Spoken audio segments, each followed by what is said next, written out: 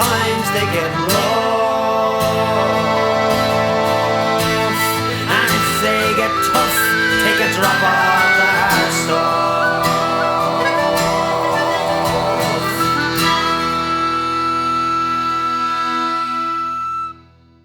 Welcome to A Drop of the Hard Stuff, Mike. Thanks so much for coming. Firstly, huge congratulations on This City Is Ours, Mike. I really enjoyed it. But before we get into that, whereabouts did you grow up in Liverpool? I grew up on Walton Vale in North Liverpool. L9, I always say to people, whether they know Liverpool or not, it's between the racecourse and the football grounds, just there.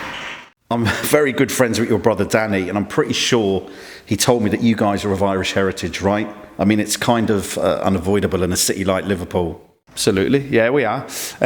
Liverpool Irish, I've always described myself.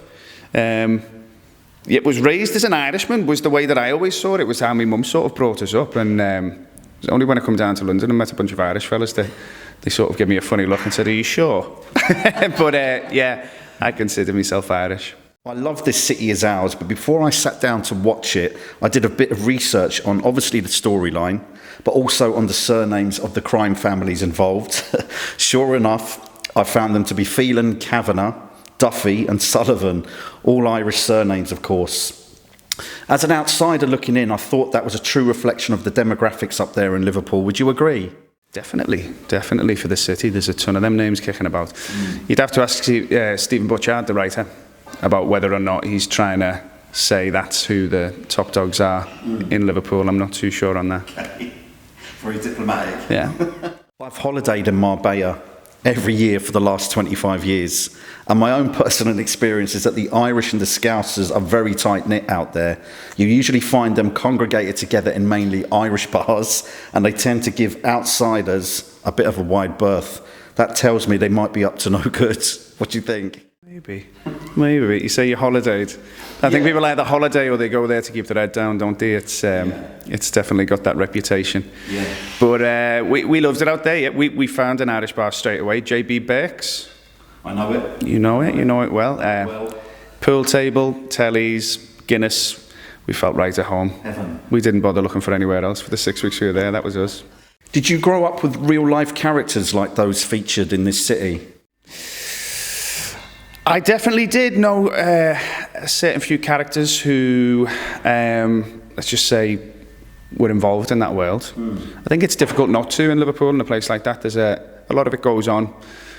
Some people don't like to admit it. Some people don't have that experience at all. I definitely did. Yeah. There was a lot of kids I knew whose dads were working in America.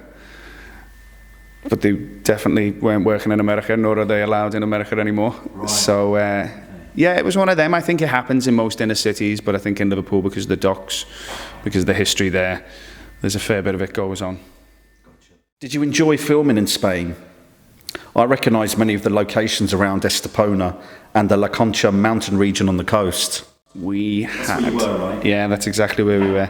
We had the most amazing time. I think all jobs, whether they're a TV job or a call centre job, should start with 6 weeks in Spain, because I got me vitamin D for the next 6 years, I think, and We'll do a bit of that. oh, absolutely. And it meant, especially when you're working away from your families, you become a bit more of a close-knit unit. We were out, having dinner together and a few drinks every night, and it really set us up in good stead. Nice. Feedback from viewers has been very positive, and one comment online said it was so accurate that it felt like many of the characters had literally walked in off the street to play these roles. How does that make you feel, Mike?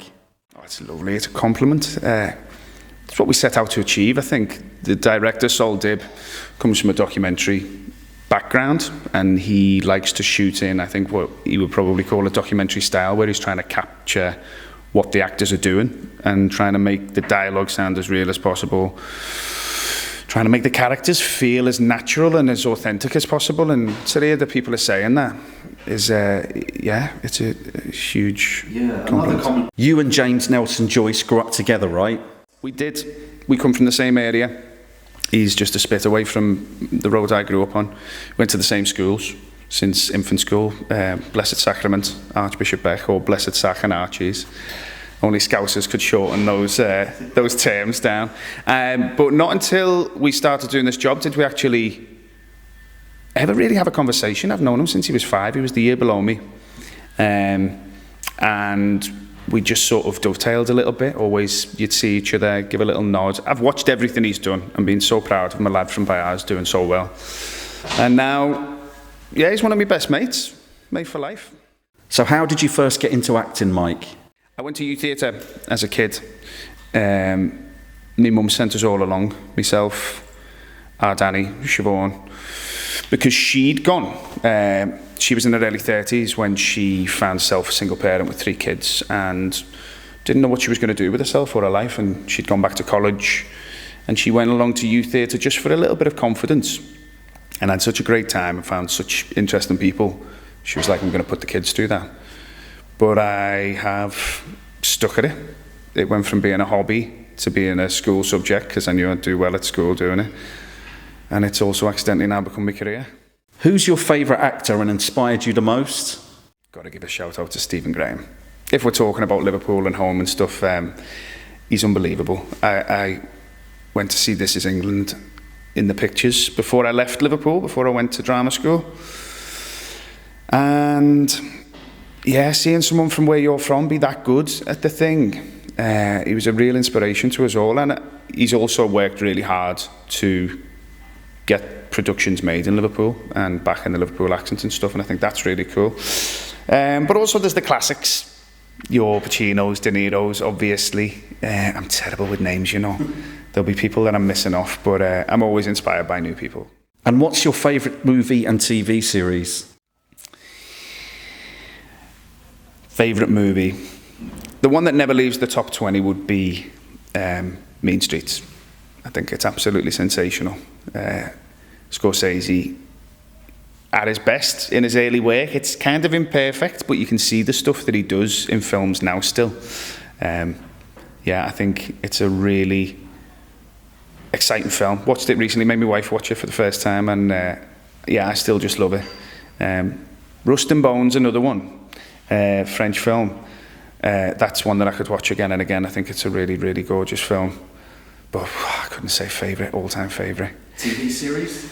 TV series, I'm going to sound like I'm obsessed with gangsters, but it's The Sopranos. It's the best one ever made. I think anyone who says anything else hasn't seen The Sopranos.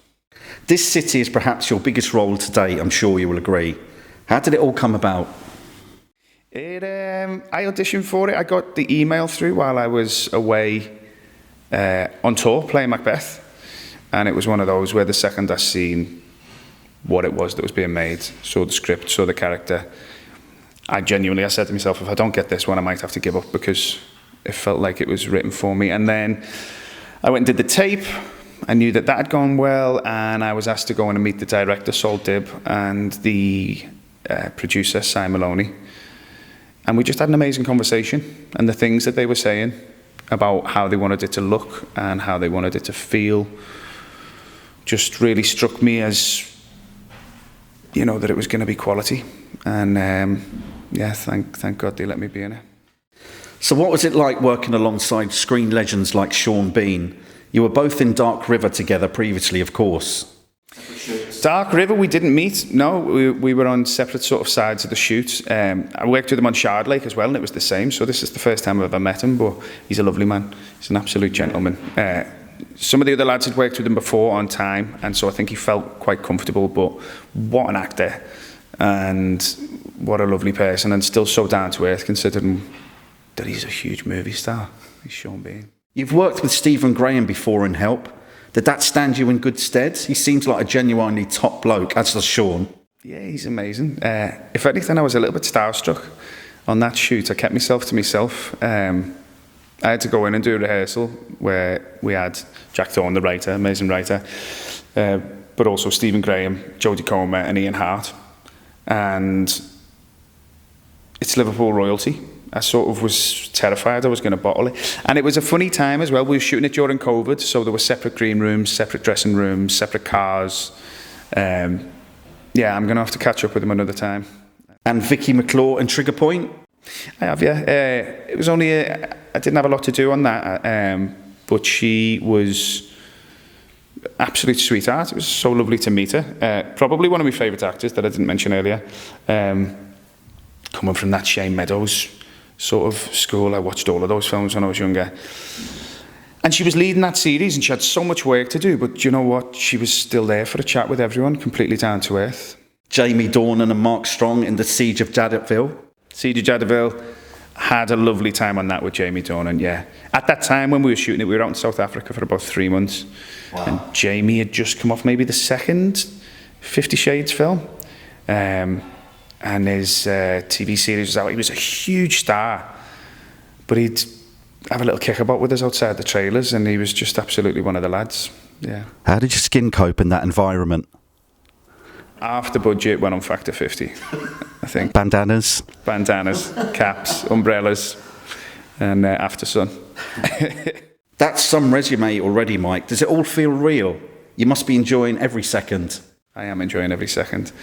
And it feels more real than, I think, some of the successes I had when I was younger. I think when you're 23, 24, things happen to you and you just sort of can't take it in. Life moves so much quicker. And so I'm kind of glad to be here now, 36, the other side of a few bumps in the road, and able to sort of take it all in and enjoy it. What's been your favourite acting role so far? It's definitely Banksy in This City Is Ours. We had an amazing time on it. I loved it. I loved the cast, I loved the scripts, and yeah, I'm desperate to go again and see where we end up. Vicky McClure is married to Johnny Owen, the actor, director, producer, and he really liked your Banksy character in This City. He said for him you stole the show, and you were terrific, Mike. How does that make you feel? High praise again? Amazing praise. Hearing things like that, I think someone in my family screenshotted it and sent it to me. It was you, it came from you. There you go. I can't get through a day without something being screenshotted and sent at the moment. It's lovely, yeah, they're really proud. But amazing, high praise. He's an incredible producer, and you know, he knows his stuff. I hope I didn't steal the show, because I don't think anybody was looking to steal the show. It's such an ensemble piece. Everyone gets their own sort of moment in it, and there were so many strong characters. I felt just really strong characters, and everyone built the story for the next person to pick up and do it. You know, it was a real ensemble piece. And my kids tell me that the House of Bamboo dance is now a TikTok sensation. Was that actually in the shooting script, or was it something that happened impromptu on set? It was in the shooting script. It was in the script from the start.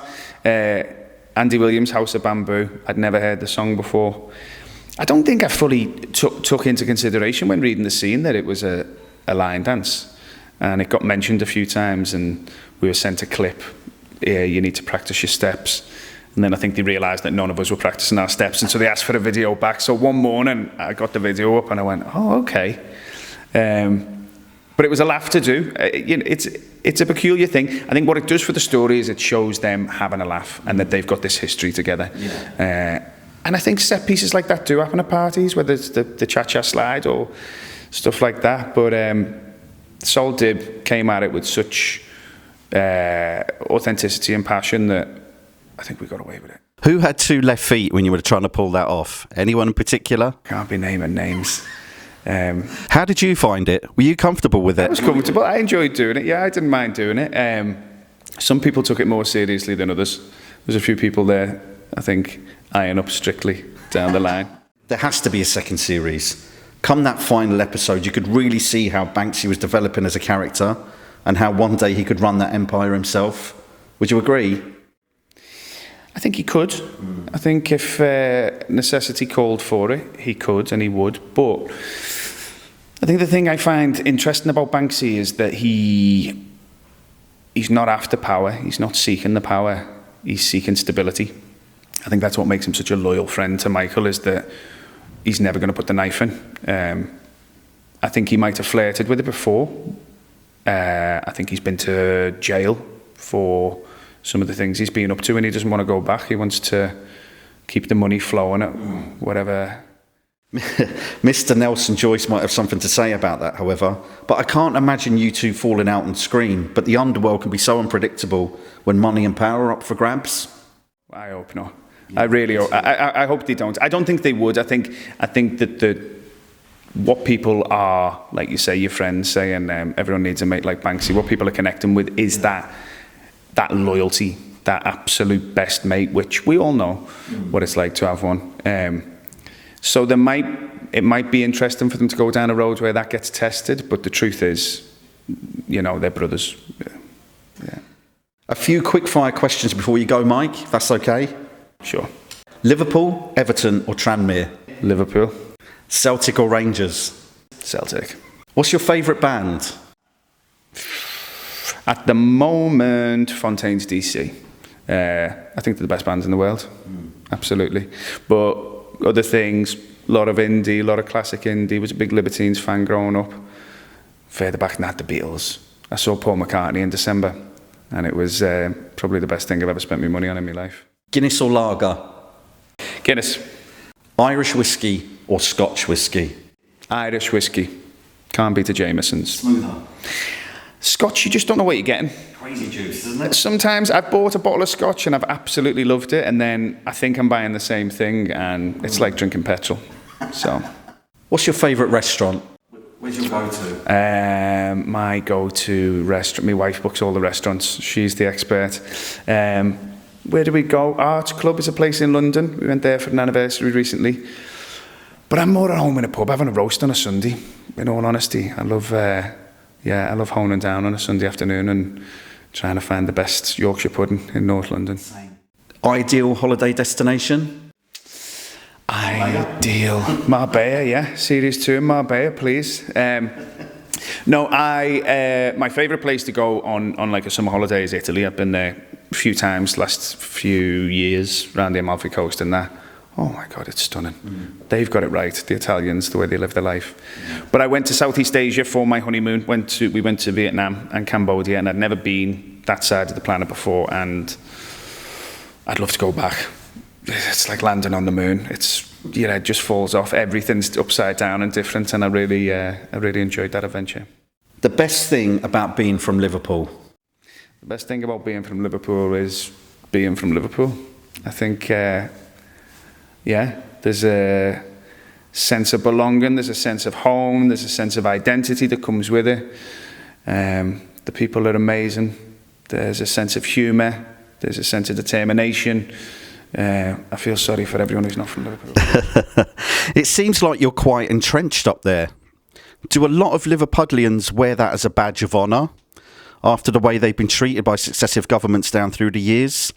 Is it a badge of honour? I think not so much a badge of honour as just the way it went down.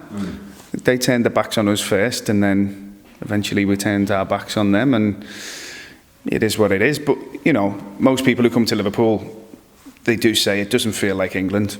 It doesn't. It's got its own set of rules. It's much closer to Ireland than it is to London. A suburb of Dublin, some people describe it as. Yeah. So finally, what's next for Mike Noble? What is next for Mike Noble?